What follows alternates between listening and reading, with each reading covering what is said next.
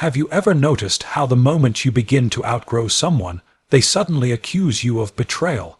They don't ask why you changed, they demand to know why you aren't who you used to be for them.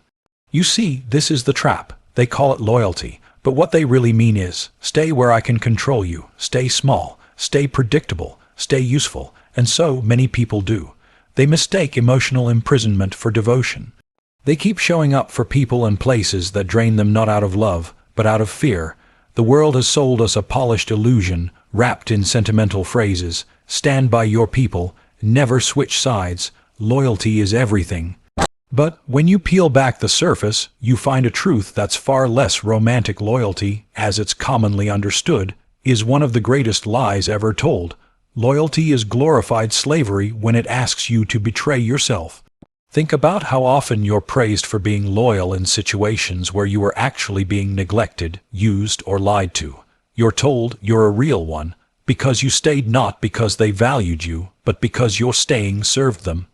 That's not loyalty, that's quiet desperation in disguise, that's fear wearing a noble mask, and the cruelest part, society rewards this performance.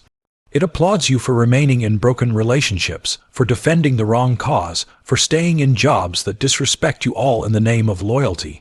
But what they don't tell you is this: every time you choose them over your growth, over your peace, over your truth, you die a little inside. Loyalty only benefits you when it's mutual, when it flows in both directions, when it aligns with purpose. But that's not how the lie is told. The lie tells you to remain loyal even when the respect is gone, to keep giving even when it's unreciprocated, to stay silent even when your soul screams. Because if you walk away, they call you disloyal. And God forbid a person chooses clarity over comfort, or freedom over familiarity. So most people don't walk away, they stay shackled by guilt, bound by obligation, haunted by the fear of being called ungrateful. But here's the truth: being loyal to people who wouldn't hesitate to abandon you isn't virtue. It's self-betrayal, and the longer you hold onto that lie, the more you train yourself to confuse pain with honor. If you want to know the real measure of someone's integrity, don't watch how loyal they are, watch what they're loyal to.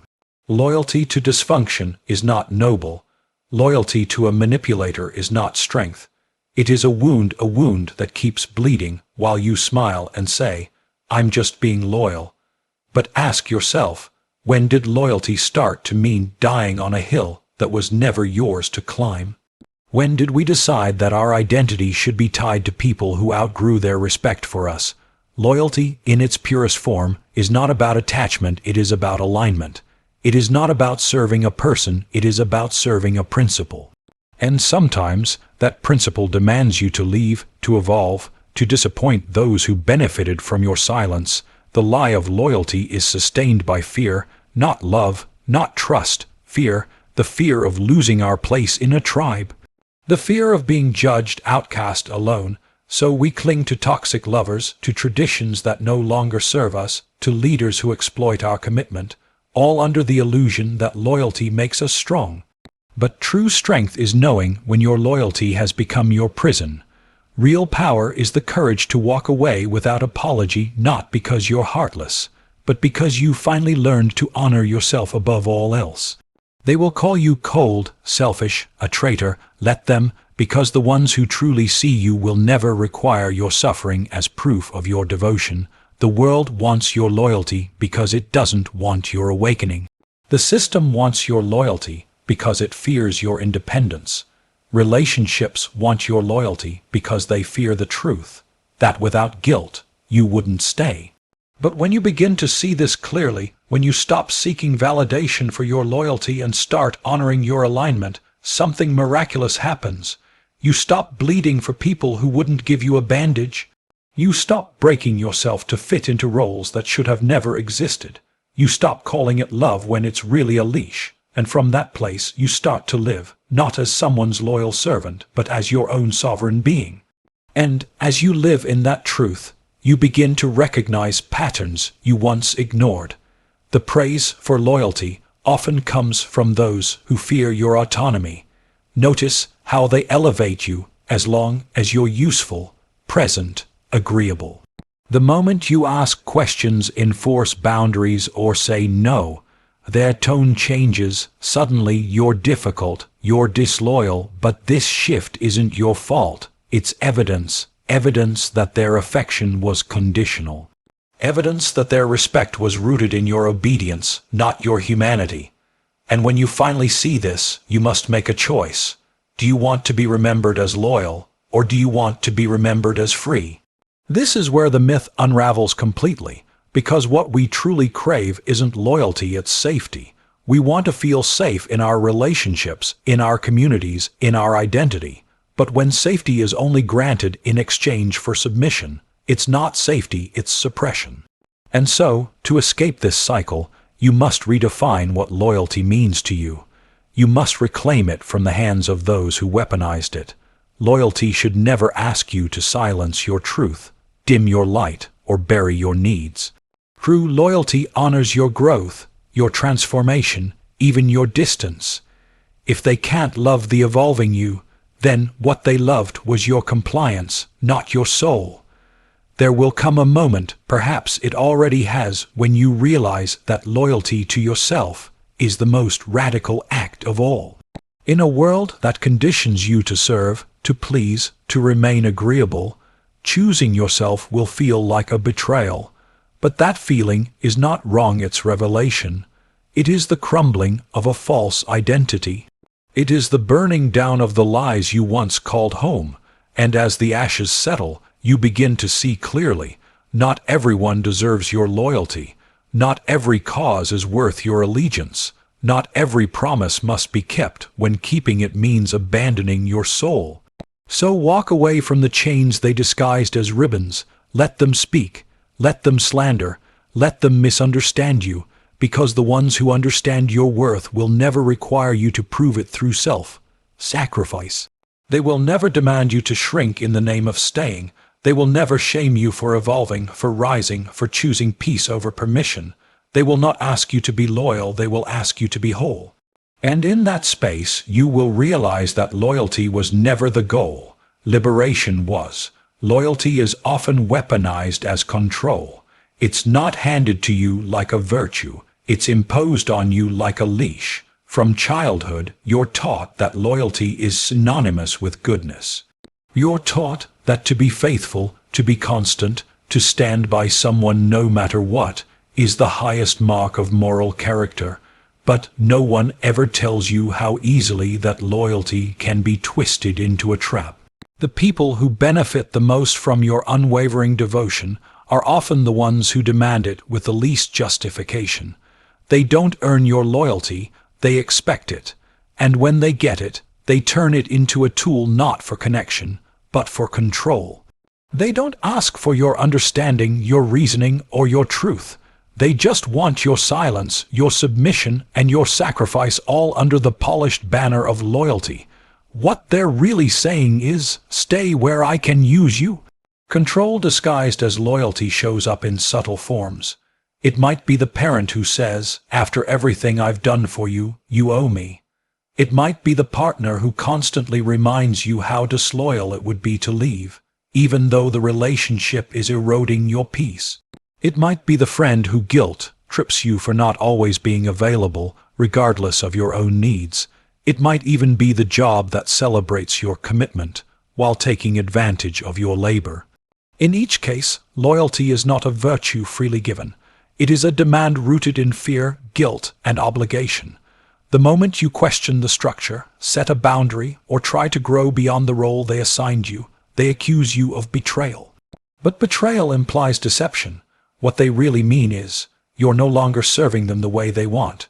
You're no longer controllable, and that to them is the greatest sin. The manipulation runs deeper when the people demanding your loyalty are those closest to you.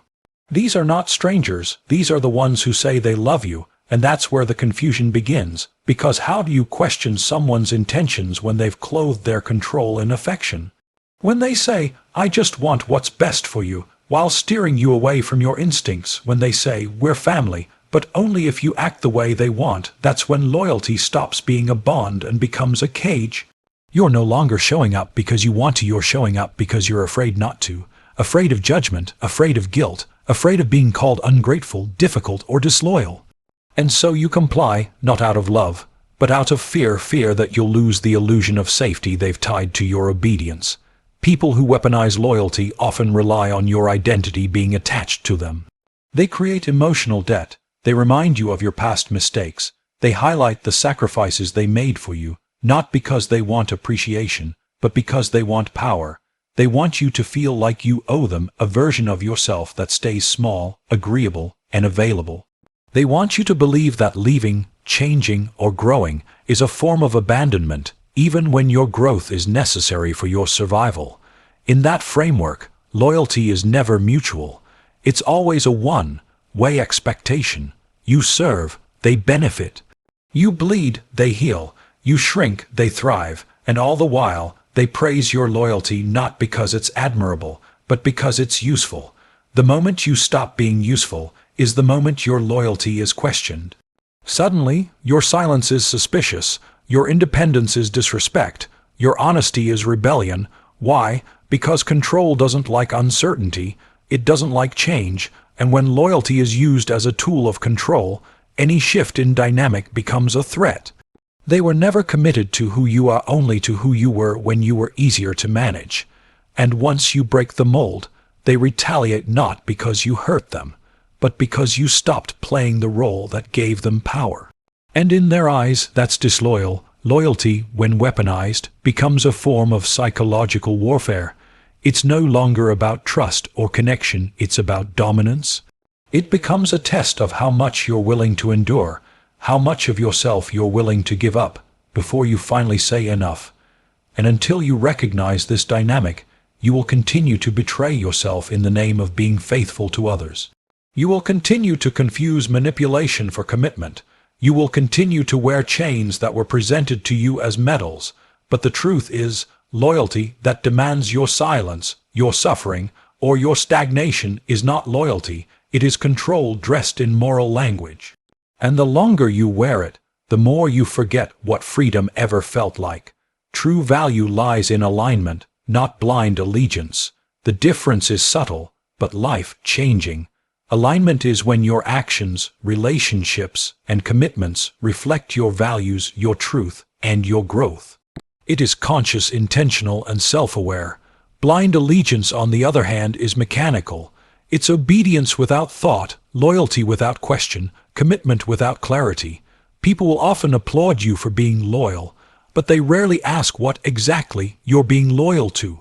Is it a principle that uplifts you, or a person who manipulates you?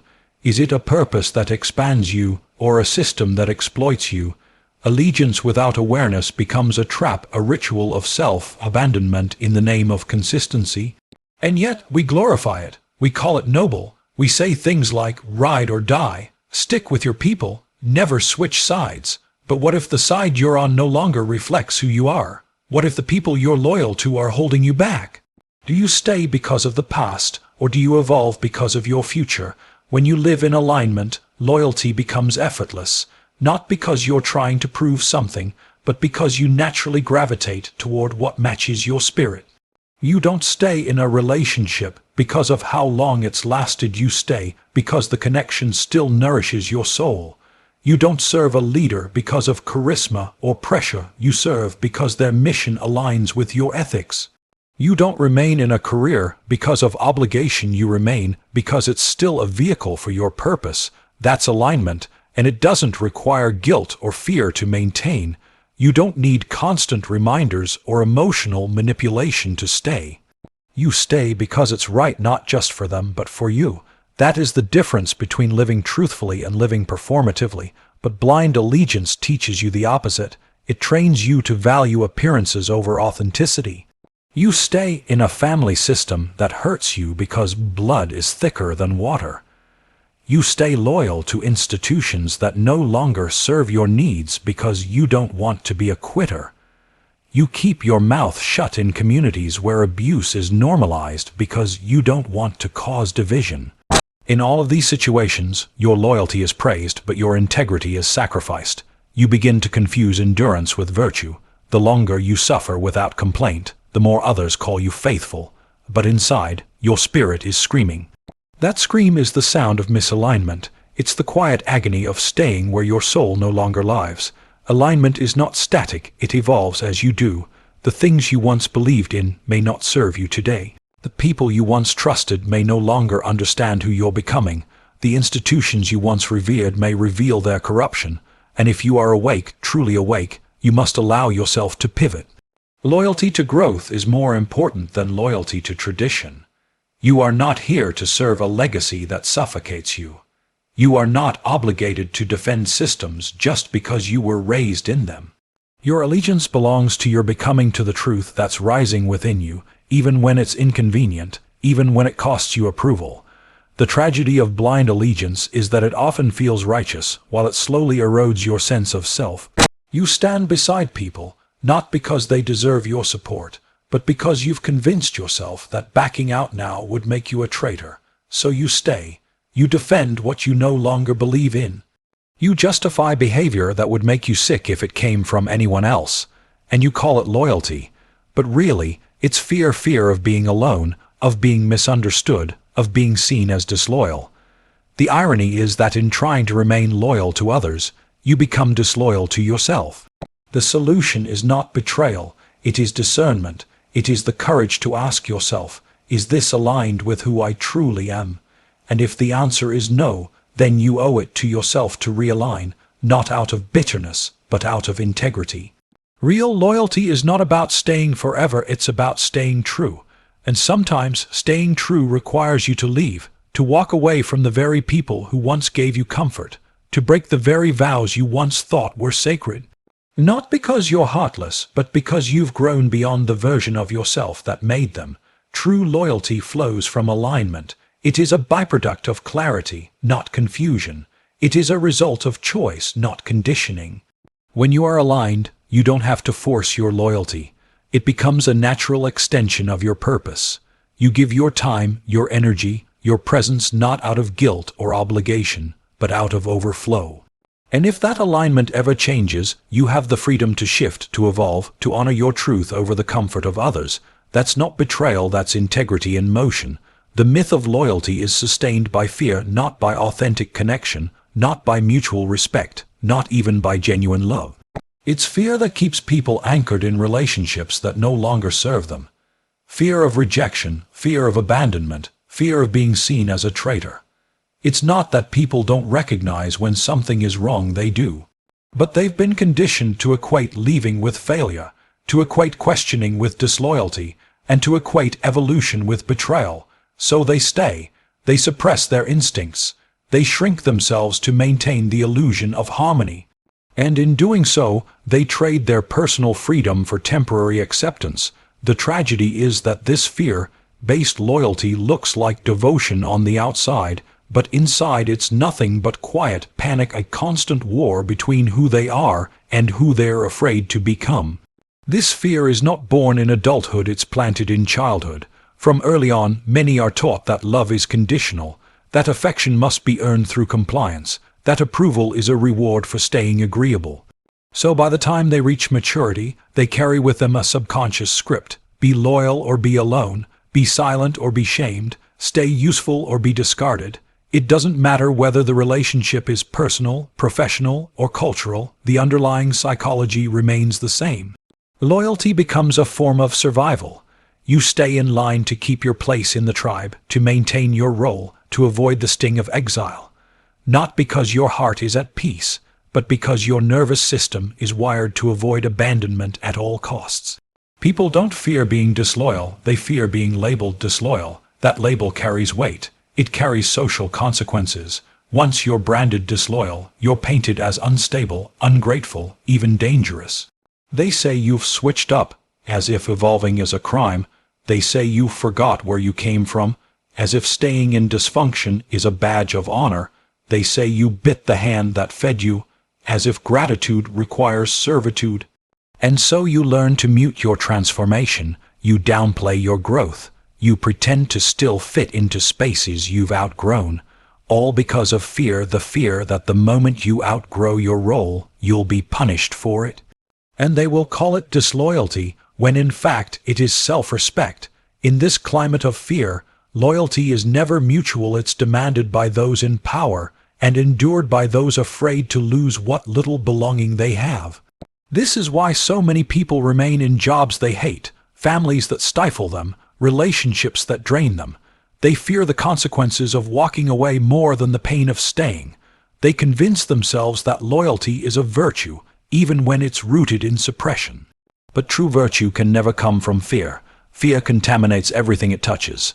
When you're loyal out of fear, your love becomes duty, your presence becomes performance, your silence becomes self-erasure. And eventually, you become a ghost in your own life, visible, present, but no longer alive inside.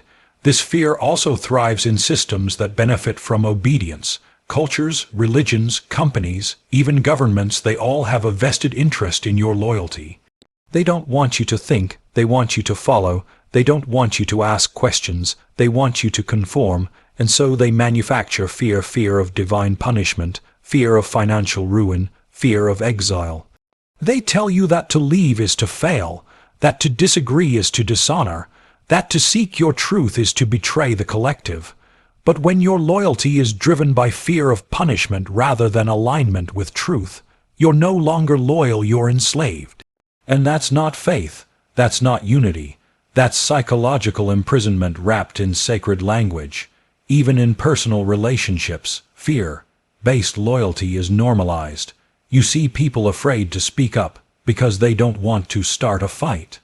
You see partners walking on eggshells, pretending to be happy, just to avoid confrontation.